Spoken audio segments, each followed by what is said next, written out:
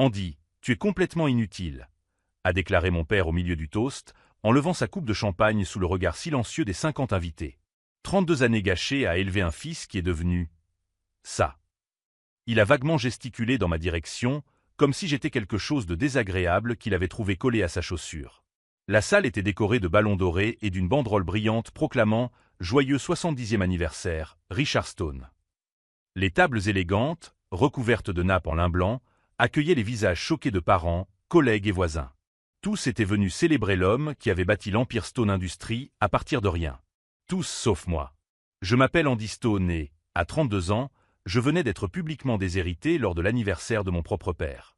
Mais tandis qu'il poursuivait son discours cruel, décrivant mes échecs en tant qu'entrepreneur et mon manque d'ambition, je gardais un visage impassible. Car je savais quelque chose qu'il ignorait.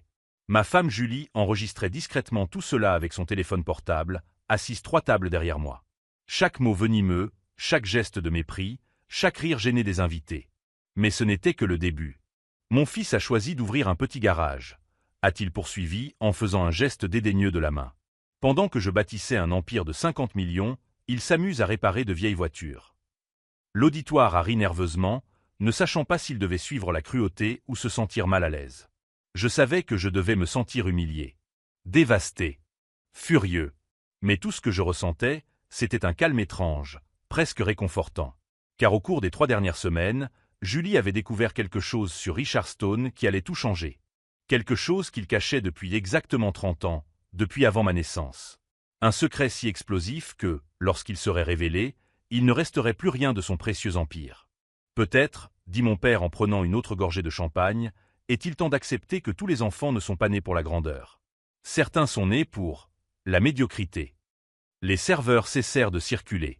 Les conversations parallèles s'arrêtèrent. Même ma tante Margaret, qui ne manquait jamais une occasion de commérer, était bouche bée.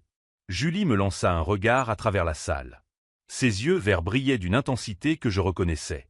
C'était la même expression qu'elle avait eue lorsqu'elle avait découvert que notre voisine maltraitait son chien, ou lorsqu'elle avait surpris son patron en train de voler de l'argent dans l'entreprise. C'était l'expression de quelqu'un sur le point de rendre justice. Elle se leva lentement, lissant sa robe bleu marine, et se dirigea vers mon père. Toute la salle se tourna vers elle, curieuse de savoir ce que la belle fille calme et polie avait à dire. « Monsieur Stone », dit-elle d'une voix claire et ferme qui résonna dans la salle silencieuse. « Avant que vous ne terminiez votre discours, il y a quelque chose que tout le monde ici doit savoir sur la façon dont vous avez réellement bâti votre empire. » Mon père cligna des yeux, perplexe. « Julie, qu'est-ce que tu… » Ce qui s'est passé en 1993. À propos de Thomas Chen. Et à propos des documents que j'ai trouvés dans votre ancien coffre-fort. Il pâlit. Si vous aimez cette histoire de famille et ses secrets explosifs, n'oubliez pas de vous abonner à la chaîne pour découvrir comment un simple dîner d'anniversaire s'est transformé en la chute la plus épique que j'ai jamais vue. Car ce que Julie a révélé ensuite n'a pas seulement détruit mon père devant tous ses amis et collègues. Cela a révélé que l'homme qui me traitait d'incapable avait bâti toute sa fortune sur un mensonge vieux de 3 décennies qui avait coûté la vie à une personne innocente. Le nom Thomas Chen a résonné dans la salle comme un coup de feu. Mon père a reculé d'un pas, manquant de renverser sa coupe de champagne. Pour la première fois en 32 ans, j'ai vu Richard Stone véritablement effrayé. « Julie, tu ne sais pas de quoi tu parles », a-t-il murmuré, mais sa voix avait perdu toute son autorité. Les invités se regardaient, perplexes. Qui était Thomas Chen? Et pourquoi ce nom avait-il transformé l'homme le plus puissant de la salle en quelqu'un qui semblait voir un fantôme? Je ne sais pas. Julie sourit, mais ce sourire n'avait aucune chaleur. Alors laissez-moi vous rafraîchir la mémoire, Monsieur Stone. Thomas Chen était votre associé en 1993. Vous avez développé ensemble la technologie qui est devenue la base de Stone Industries. La même technologie que vous avez enregistrée à votre nom 3 jours après sa mort. Le silence qui suivit fut assourdissant. Les serveurs s'arrêtèrent, leur plateau en l'air. Ma tante Margaret laissa tomber sa serviette. Même les enfants présents semblaient sentir qu'il se passait quelque chose d'important. Mon père a toujours été un homme cruel. Tout au long de mon enfance, il a utilisé l'humiliation comme outil éducatif. Quand j'ai obtenu un 9 en mathématiques à l'âge de 12 ans, il a dit que j'étais presque assez intelligent pour être son fils. Quand j'ai été accepté à l'école d'ingénieur, il a commenté que j'essaierais au moins quelque chose d'utile avant d'échouer. Mais je n'aurais jamais imaginé que sa cruauté s'étendait bien au-delà des murs de notre maison. Thomas est mort dans un accident de voiture, a déclaré mon père, retrouvant en partie son sang-froid. C'était une tragédie, mais cela s'est passé il y a des décennies. Je ne sais pas pourquoi. Un accident? L'a interrompu Julie en sortant un dossier de sa poche.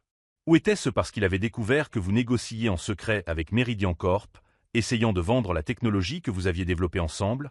La même technologie que vous aviez juré de garder comme propriété commune? Elle ouvrit le dossier et commença à lire. Lettre datée du 15 juillet 1993. Richard, j'ai découvert vos réunions avec Meridian. Ce n'est pas ce dont nous avions convenu. Si vous n'annulez pas les négociations d'ici lundi, je rendrai publique l'intégralité de notre accord initial. La pièce était si silencieuse que nous pouvions entendre le tic-tac de l'horloge murale de tante Margaret. Mon père essaya de rire, mais le son qui sortit était étouffé. C'est une accusation absurde. Vous n'avez aucun moyen de prouver. Thomas est mort vendredi, 3 jours après avoir écrit cette lettre, a poursuivi Julie, implacable. Et le lundi suivant, vous avez signé le contrat avec Meridian. Seul. En utilisant la technologie qui était enregistrée au nom de nous deux. C'est alors que j'ai commencé à comprendre l'étendue réelle de la méchanceté de mon père. Pendant toutes ces années où il m'avait traité de raté, d'incompétent, de médiocre, il avait bâti son empire sur le travail volé d'un homme mort. Chaque dollar de ses 50 millions, chaque prix des entrepreneurs de l'année, chaque article de magazine vantant son génie innovateur, tout n'était que mensonge. Où avez-vous trouvé ça? Demanda mon père, sa voix n'étant plus qu'un murmure rauque. Julie sourit à nouveau. Dans le coffre-fort que vous avez oublié de vider lorsque vous avez changé de banque en 2005. La même banque où Andy a travaillé temporairement pendant ses études. Vous vous souvenez, quand vous disiez qu'il était trop bête pour trouver un vrai travail? Eh bien, ce travail temporaire lui a donné accès à des dossiers très intéressants. J'ai senti tous les regards se tourner vers moi. Pendant des années, mon père s'était moqué de mon travail à la banque pendant les vacances d'été. Il disait qu'il était humiliant de voir son fils servir des gens importants, au lieu d'être l'un d'entre eux. Ce qu'il ne savait pas, c'est que ce travail m'avait donné accès au système d'archives des anciens clients. Andy savait pour Thomas Chen depuis 10 ans, révéla Julie. Il savait pour les lettres, pour les documents originaux du partenariat, pour le timing suspect du décès. Mais il n'a rien dit parce qu'il croyait encore que vous étiez son père, que vous méritiez son respect et sa loyauté. Ma cousine Sandra, qui a toujours été la préférée de papa, a finalement trouvé la voie. Oncle Richard, est-ce vrai? Il a regardé autour de lui, voyant les visages de ses amis, collègues, membres de la famille. Des gens qui avaient admiré son parcours couronné de succès, qui avaient acheté des livres sur ses stratégies commerciales, qui le considéraient comme un modèle de réussite américaine. Vous ne comprenez pas, dit-il, la voix montant d'une octave. Thomas était instable.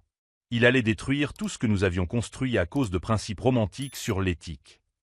Quelqu'un devait avoir une vision commerciale réaliste.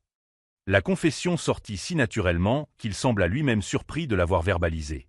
Le docteur Marcus Wilson, collègue de mon père depuis 20 ans, s'est lentement levé de la table principale. « Richard, tu es en train de dire que… » « Je dis que j'ai fait ce qui devait être fait. » A explosé mon père, toute prétention de dignité s'évaporant. Thomas était un rêveur. J'ai transformé notre idée en un véritable empire. Les chuchotements ont commencé doucement, puis se sont transformés en murmures indignés. Des téléphones apparurent discrètement, tandis que certains invités commençaient à enregistrer. Le hashtag Stone Scandal était probablement déjà en vogue. « Et Andy ?» demanda Julie d'une voix tranchante. Le fils qui a construit son propre atelier de ses propres mains, qui n'a jamais demandé un centime de ton argent sale, qui a choisi de travailler honnêtement plutôt que d'hériter de ta fortune fondée sur le vol. C'est lui l'inutile? Mon père m'a regardé, et pour la première fois, j'ai vu autre chose que du mépris dans ses yeux. De la peur. Parce qu'il comprenait enfin que le fils qu'il avait méprisé et humilié pendant des décennies avait le pouvoir de tout détruire. « Vous ne savez pas ce que vous faites, » a-t-il murmuré. Si cela venait à être révélé, il y aurait des enquêtes, des procès. L'entreprise va… Va quoi? L'interrompit Julie. Va enfin payer pour la mort de Thomas Chen? Va indemniser sa famille qui n'a jamais su pourquoi elle avait perdu son père et son gagne-pain? Va révéler que le génie Richard Stone est en fait un voleur et peut-être un meurtrier? Le mot « meurtrier » résonna dans la pièce comme une bombe. Plusieurs personnes se levèrent, certaines se dirigeant vers la sortie, d'autres s'approchant pour mieux entendre. Je restais assis, observant l'homme qui m'avait fait me sentir petit toute ma vie enfin révéler sa véritable taille. Et je réalisais que Julie ne faisait que commencer. Le secret vieux de 30 ans n'était que la partie émergée de l'iceberg. Car au cours des 3 dernières semaines, alors qu'elle enquêtait sur Thomas Chen, elle avait découvert quelque chose d'encore plus grand. Quelque chose qui non seulement détruirait mon père, mais révélerait un réseau de corruption qui atteignait les plus hauts échelons du monde des affaires dans notre ville.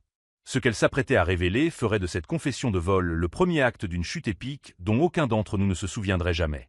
Le mot « meurtrier » résonnait encore dans la salle lorsque Julie ouvrit un deuxième dossier. Parce que Thomas Chen n'était pas la seule victime, n'est-ce pas Richard? Sa voix trancha l'air comme une lame, et je vis mon père pâlir encore davantage. En 2001, Margaret Foster est également devenue un problème pour vous. L'auditeur indépendant qui a découvert les irrégularités dans votre comptabilité. Elle est morte dans l'incendie de son appartement. Vous vous souvenez? 3 jours avant de remettre son rapport final au conseil d'administration. Margaret Foster. Je connaissais ce nom. Pendant des années, mon père avait parlé avec désinvolture d'une auditrice incompétente qui avait causé des problèmes inutiles dans les premières années de l'entreprise.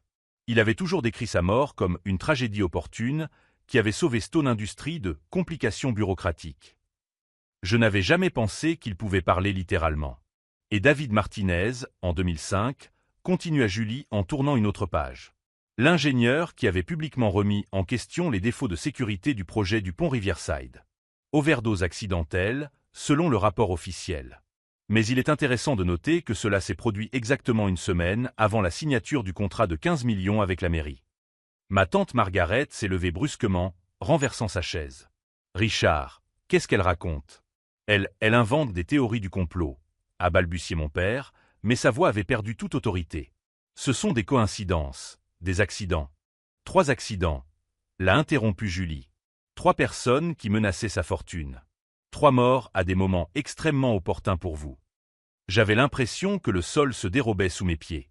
Toute ma vie, j'avais admiré la « chance » de mon père dans les affaires, sa capacité à toujours être au bon endroit au bon moment, la façon dont les obstacles disparaissaient tout simplement. Je comprenais maintenant que ce n'était pas de la chance. C'était l'élimination systématique des menaces. Le docteur Wilson s'est éloigné de la table principale, comme si mon père était radioactif. « Richard, vous devez vous expliquer. » Maintenant. Je n'ai rien à expliquer. A rugi mon père, retrouvant une partie de son arrogance. Ce sont les accusations sauvages d'une femme qui a clairement manipulé mon propre fils contre moi. C'est alors que j'ai senti quelque chose se briser en moi. Pas seulement se briser, mais se reconfigurer complètement. Pendant 32 ans, j'avais lutté pour obtenir l'approbation d'un homme qui était peut-être un tueur en série. 32 ans à essayer d'impressionner quelqu'un dont le succès était littéralement bâti sur des cadavres. Manipulé. Je me suis levé lentement, ma voix sortant plus ferme que je ne l'aurais souhaité. Julie ne m'a pas manipulé. Elle m'a montré la vérité que j'ai toujours choisi d'ignorer.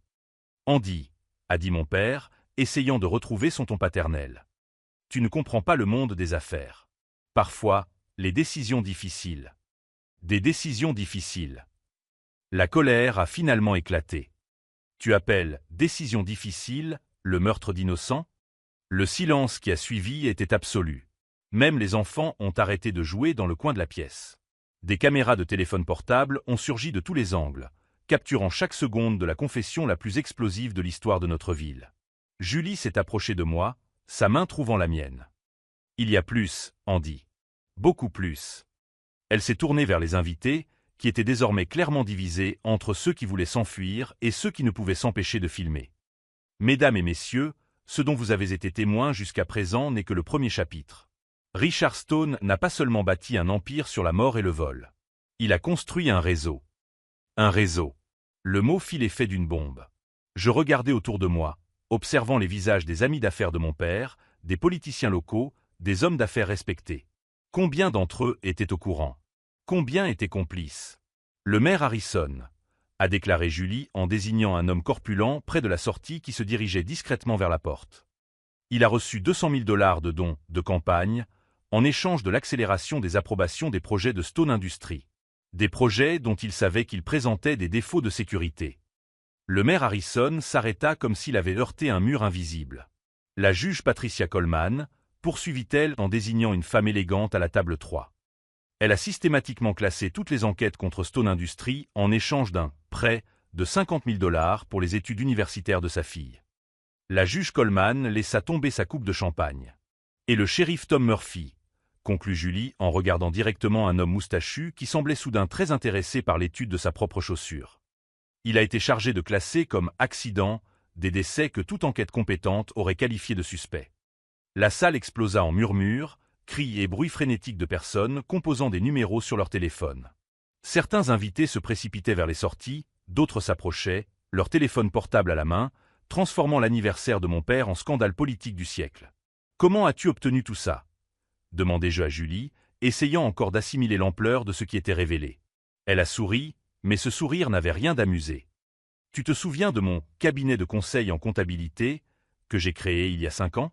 Celui que tu pensais être juste un passe-temps parce que je m'ennuyais à la maison ?» J'ai acquiescé. Pendant des années, Julie m'avait dit qu'elle faisait de la comptabilité en freelance pour s'occuper. Je n'y avais jamais prêté beaucoup d'attention, pensant qu'il s'agissait simplement de petites entreprises locales. Je ne m'ennuyais pas, Andy. J'enquêtais. Systématiquement. J'ai commencé quand j'ai trouvé ces documents sur Thomas Chen dans ton ancien coffre-fort. Je me suis dit que si ton père était capable d'une telle chose, il y avait probablement beaucoup plus à découvrir.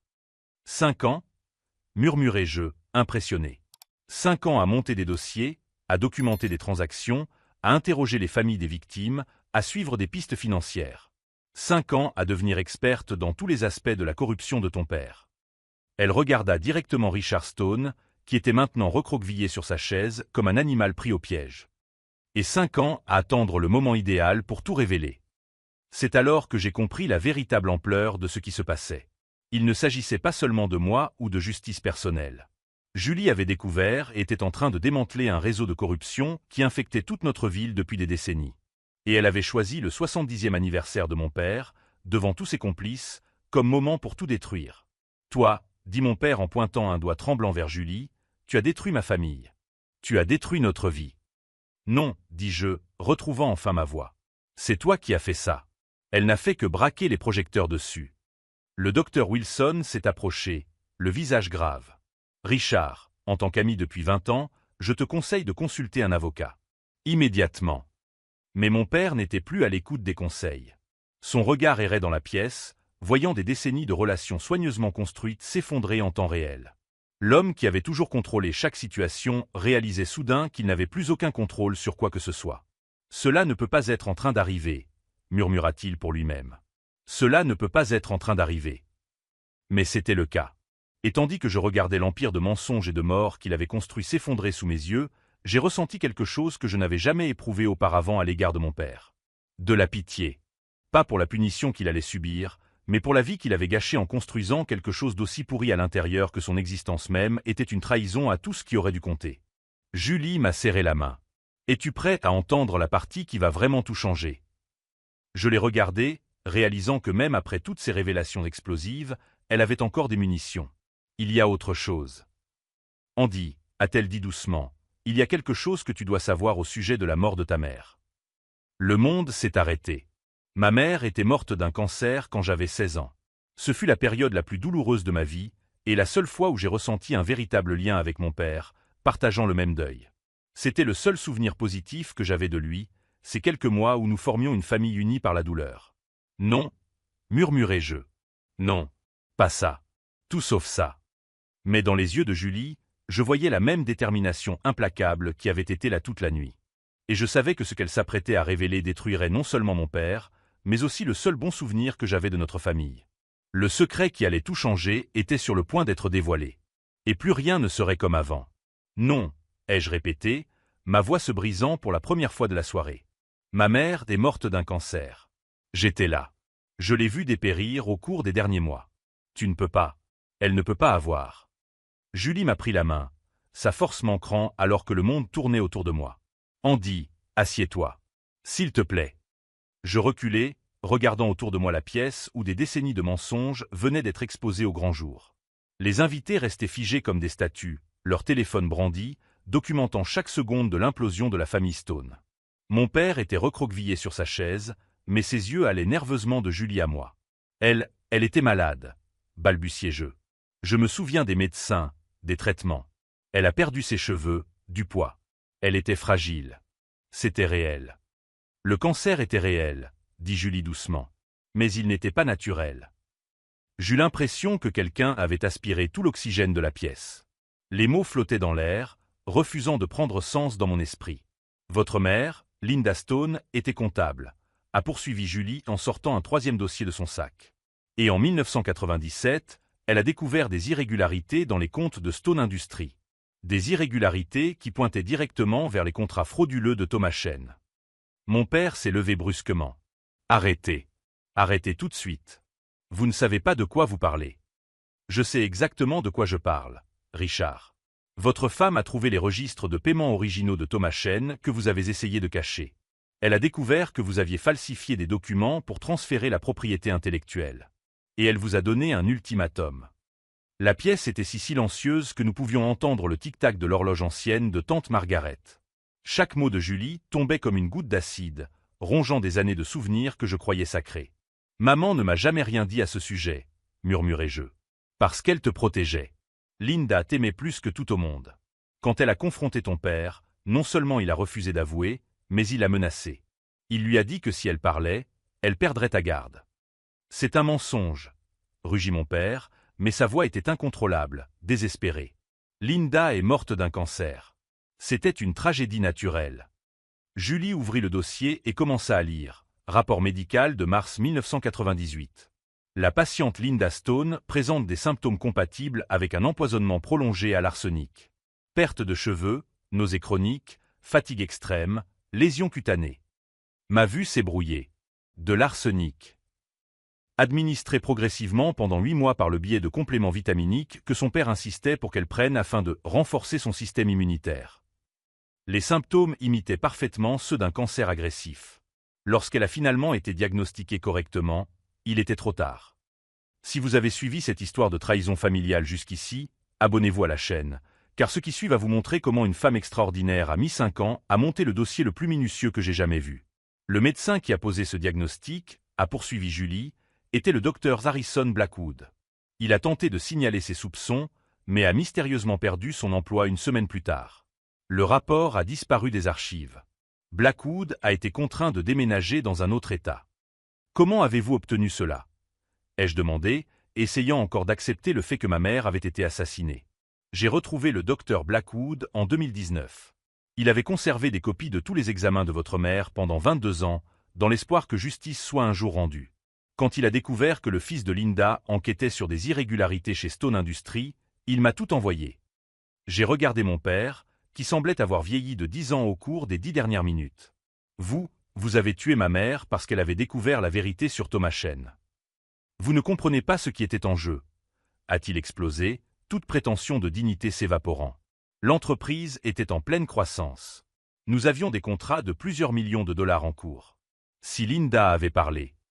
Si elle avait parlé, tu aurais été emprisonné il y a 25 ans au lieu de bâtir un empire sur des cadavres. Ai-je crié, sentant des décennies de colère enfin trouver leur véritable cible. Julie se tourna vers les invités choqués. Richard Stone n'a pas seulement volé la technologie de Thomas Chen. Il a assassiné sa propre femme pour dissimuler son crime. Et comme si cela ne suffisait pas, il a systématiquement éliminé toute personne qui représentait une menace pour sa fortune bâtie sur le sang. Le docteur Wilson s'approcha, le visage pâle. Richard, c'est monstrueux. Comment avez-vous pu ?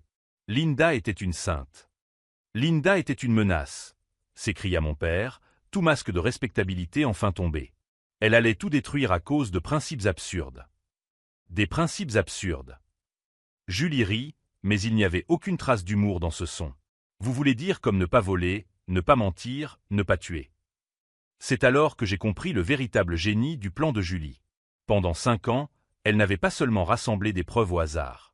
Elle avait systématiquement construit un dossier criminel complet, documentant non seulement un crime, mais toute une carrière criminelle. Chaque personne qu'elle mentionnait, chaque document qu'elle révélait, chaque mort accidentelle, tout était relié dans un réseau inéluctable de preuves.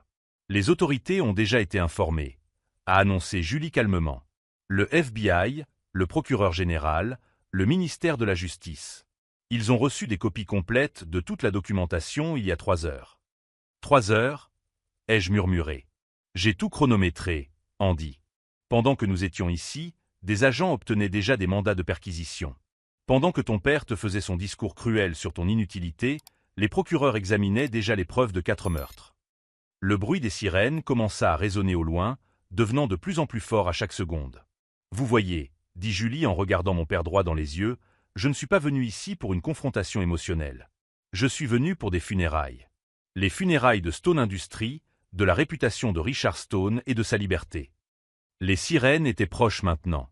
Des lumières bleues et rouges ont commencé à clignoter à travers les fenêtres de la salle. Mon père a regardé les sorties, puis les invités, puis Julie. « Tu as détruit ma famille », a-t-il murmuré. « Non », ai-je dit en me levant et en trouvant ma voix pour la première fois. « Vous l'avez détruite quand vous avez assassiné ma mère. » Julie a simplement allumé les lumières pour que tout le monde puisse voir le monstre que vous avez toujours été. Les portes de la salle s'ouvrirent et des agents fédéraux entrèrent, leurs insignes brillants sous les lustres en cristal. « Richard Stone, dit l'agent principal, vous êtes en état d'arrestation pour les meurtres de Thomas Chen, Linda Stone, Margaret Foster et David Martinez, ainsi que pour de multiples accusations de fraude, d'extorsion et de corruption. » Alors qu'il passait les menottes à l'homme qui m'avait traité d'inutile une heure plus tôt, Julie s'approcha de moi. « Andy, dit-elle doucement, ta mère a laissé une lettre. Une lettre qu'elle avait cachée au cas où quelque chose lui arriverait. Dans cette lettre, elle dit que sa plus grande fierté n'était pas l'empire que votre père était en train de bâtir, mais l'homme intègre que vous étiez en train de devenir. Et tandis que je regardais mon père être emmené par les agents fédéraux, j'ai enfin compris que le véritable héritage que ma mère m'avait laissé ne se trouvait pas dans un compte bancaire ou un testament. Il résidait dans le courage d'une femme qui aimait autant la vérité qu'elle aimait son fils. Un courage suffisant pour garantir qu'un jour, la justice prévaudrait, même si cela devait lui coûter la vie. Alors que mon père était menotté par les agents fédéraux, quelque chose d'inattendu s'est produit. Il a cessé de résister, m'a regardé droit dans les yeux et s'est mis à rire. Ce n'était pas un rire nerveux ou désespéré, mais un rire profond et sincèrement amusé. « Tu crois vraiment que ça s'arrête là, Andy ?» a-t-il dit, malgré les menottes qui lui entravaient les mains. « Tu crois que j'ai bâti un empire de 50 millions sans avoir prévu de plan de secours ?» Julie fronça les sourcils. Pour la première fois de la soirée, je vis de l'incertitude dans ses yeux. L'agent principal tenta de le conduire dehors, mais mon père resta fermement campé sur ses positions. « 5 minutes, dit-il à l'agent.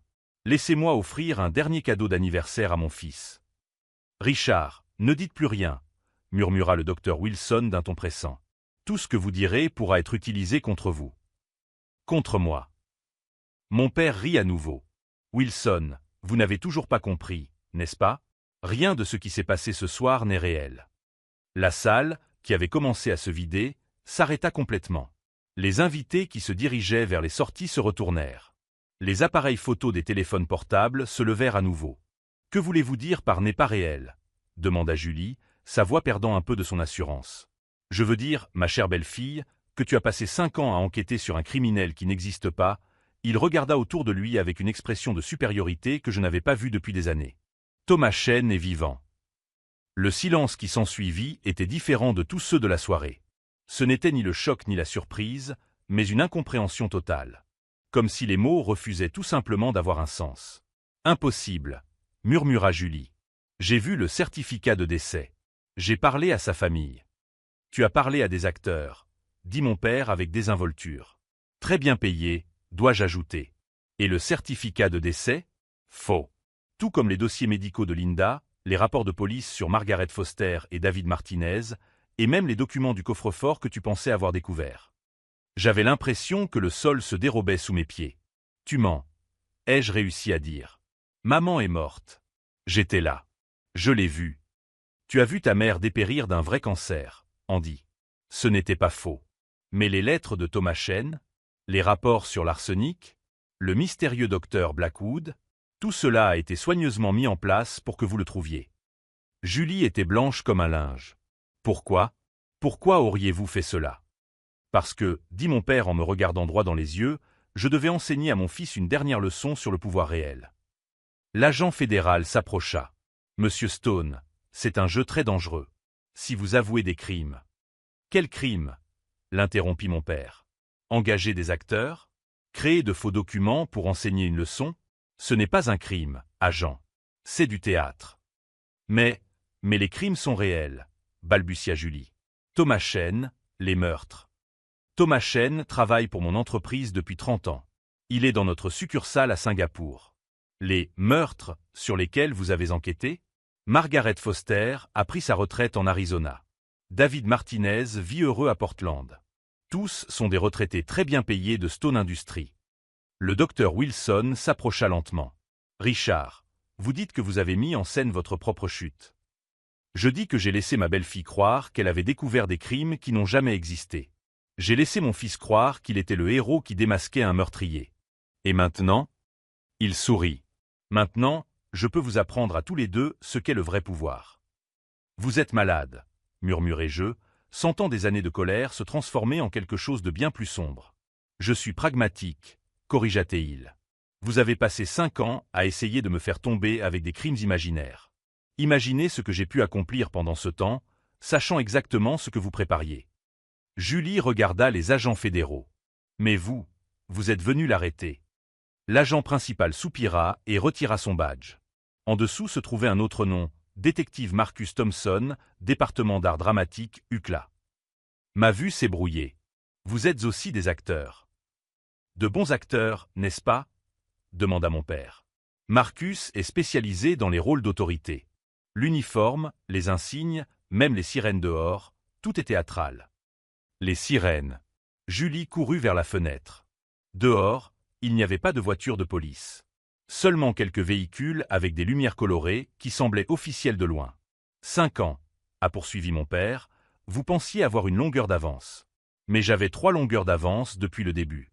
Chaque document que vous avez trouvé, chaque témoin que vous avez interrogé, chaque preuve que vous avez recueillie, tout venait de moi. Pourquoi? Ai-je demandé, la voix étranglée. Pourquoi nous faire ça?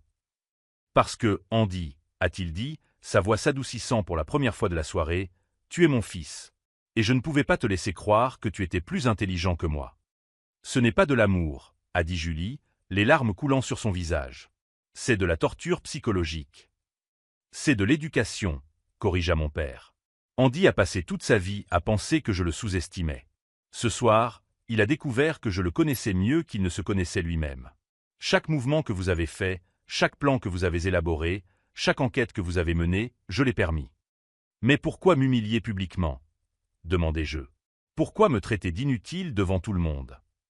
Parce que j'avais besoin que tu réagisses de manière prévisible. J'avais besoin que Julie exécute son plan ce soir, devant des témoins, afin que je puisse démontrer ma supériorité une fois pour toutes. La salle était désormais complètement silencieuse. Les invités observaient la scène comme s'ils assistaient à une pièce de théâtre surréaliste. Vous voyez, dit mon père en s'adressant à l'auditoire, le vrai pouvoir ne réside pas dans l'argent ou l'influence. Le vrai pouvoir, c'est de contrôler la réalité des gens. Pendant 5 ans, j'ai contrôlé la réalité de mon fils et de ma belle-fille. Ils ont vécu dans un monde que j'avais créé, poursuivant des fantômes que j'avais inventés, se sentant comme les héros d'une histoire que j'avais écrite. Vous avez détruit notre vie, murmura Julie. Je vous ai donné un but, corrigea-t-il. Au cours des 5 dernières années, vous avez eu une mission. Vous aviez un méchant à combattre. Vous aviez une cause juste.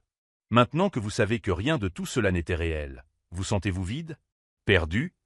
Et la terrible vérité était que oui.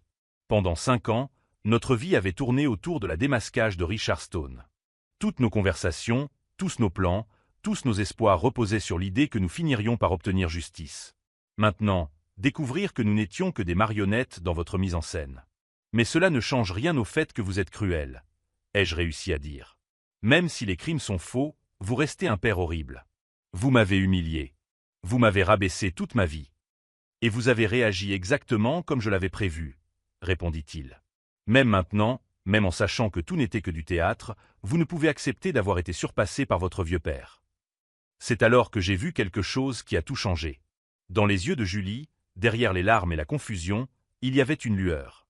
Un petit sourire au coin de sa bouche. « Richard, dit-elle lentement, il y a une chose que tu ignores. »« Quoi » demanda-t-il, toujours confiant. « Thomas Chen est peut-être vivant à Singapour, » dit-elle en sortant une dernière enveloppe de sa poche, mais le professeur Williams de l'université de Washington est mort depuis 2 ans. Le sourire disparut du visage de mon père. « Et c'est le professeur Williams, » continua Julie, qui a réellement inventé la technologie que vous utilisez depuis 30 ans. La véritable technologie. Celle à laquelle Thomas Chen n'a jamais eu accès. Impossible, murmura mon père. Possible et documenté. Au cours des 5 dernières années, alors que vous pensiez me manipuler, j'ai également enquêté sur la véritable histoire derrière votre entreprise. Et j'ai découvert qu'il y a un vrai crime, Richard. Un crime que vous avez commis il y a 30 ans et que le professeur Williams a prouvé avant de mourir. Tu bluffes. Ah bon? Julie ouvrit l'enveloppe.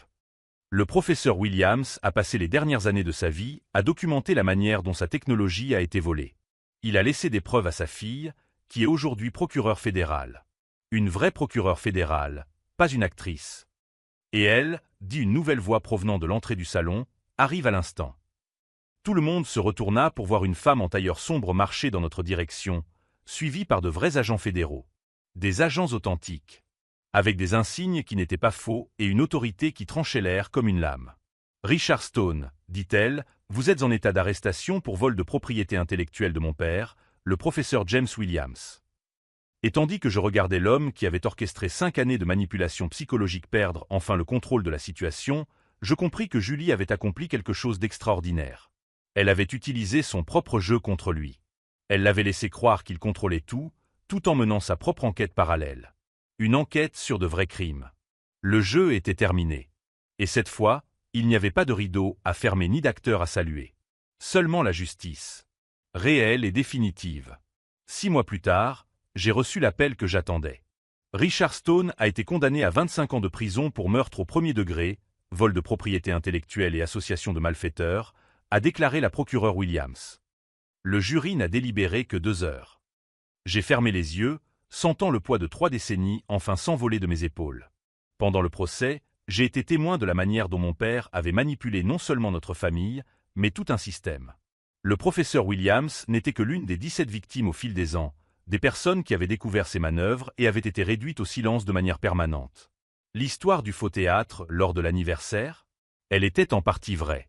Il avait effectivement engagé des acteurs pour simuler certains crimes, mais uniquement pour masquer les vrais. Une couche de mensonges superposée à une autre, comme des poupées russes de tromperie. Et Stone Industries? Ai-je demandé. Complètement liquidé. Tous les actifs seront utilisés pour indemniser les familles des victimes. Y compris la vôtre. Julie est entrée dans la pièce au moment où je raccrochais le téléphone. Au cours des 6 derniers mois, notre relation avait complètement changé. Découvrir qu'elle avait consacré 5 ans de sa vie à me protéger, moi, mais aussi d'autres personnes innocentes, m'a fait comprendre le genre de femme que j'avais épousée. « Comment te sens-tu » m'a-t-elle demandé en s'asseyant à côté de moi. « Libre » ai-je répondu, et pour la première fois depuis des décennies, ce mot avait un sens réel. Le garage que mon père méprisait employait désormais 12 personnes. Nous avons utilisé une partie de l'indemnité pour nous agrandir et créer un programme de formation pour les jeunes en difficulté. Chaque jour, je vois des garçons qui me ressemblent à l'âge de 16 ans, perdus, en quête d'approbation masculine, essayant de prouver leur valeur. La différence, c'est qu'aujourd'hui, ils apprennent que la valeur ne vient pas du fait d'impressionner des gens cruels. Elle vient du fait de construire quelque chose de solide de ses propres mains. Le docteur Wilson est venu nous rendre visite la semaine dernière. Il avait perdu beaucoup d'argent investi dans Stone Industries, mais il a dit quelque chose qui m'a marqué. Andy, pendant 20 ans, j'ai admiré la mauvaise personne. Tu as toujours eu plus de caractère que ton père. Il m'a juste fallu des décennies pour m'en rendre compte. Tante Margaret a organisé un dîner de famille le mois dernier, le premier sans Richard depuis 40 ans. Tout au long du repas, des parents qui m'ignoraient auparavant me demandaient maintenant des conseils sur les affaires, sur la vie, sur la façon de faire face aux moments difficiles. Tu es devenu un homme impressionnant, m'a dit ma cousine Sandra. Tu l'as toujours été, en fait. Mais nous n'avons jamais eu l'occasion de le voir. Il n'y avait aucune amertume dans ses paroles, seulement une reconnaissance tardive. Julie a lancé un cabinet de conseil en investigation judiciaire, spécialisé dans les affaires de corruption d'entreprise. 3 grandes entreprises ont déjà été dénoncées grâce à son travail. Nous avons découvert qu'elle avait un talent naturel pour détecter les schémas de manipulation et de fraude. 30 ans à mettre au point une méthode, a-t-elle plaisanté un soir. Ton père a été mon laboratoire involontaire. La semaine dernière, nous avons reçu une lettre inattendue. Elle venait de Richard Stone lui-même, écrite depuis la prison fédérale où il purge sa peine. Andy, écrivait-il d'une écriture tremblante, « Je sais que je ne pourrai jamais réparer ce que j'ai fait à ta mère, à toi ou aux autres familles. Mais je veux que tu saches que tu es devenu l'homme que j'ai toujours espéré que tu serais.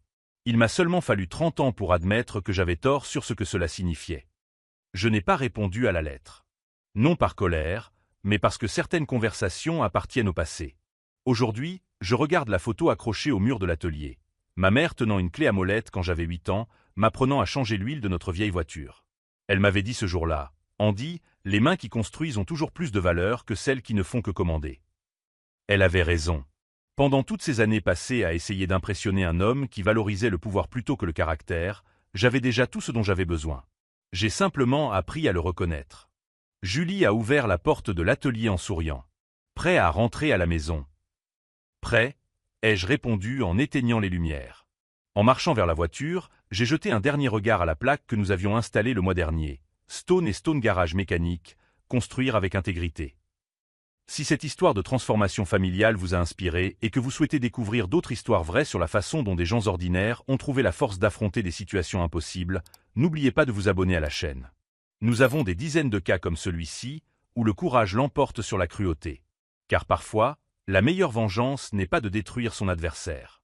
C'est de construire quelque chose d'aussi solide et vrai que cela rend son mensonge insignifiant. Et à la fin, alors que Richard Stone comptait les années dans une cellule fédérale, je comptais les vies que nous avions réussi à reconstruire. La différence entre nous n'a jamais été le talent ou l'intelligence. C'était le choix d'utiliser ce que nous avions pour construire, et non pour détruire.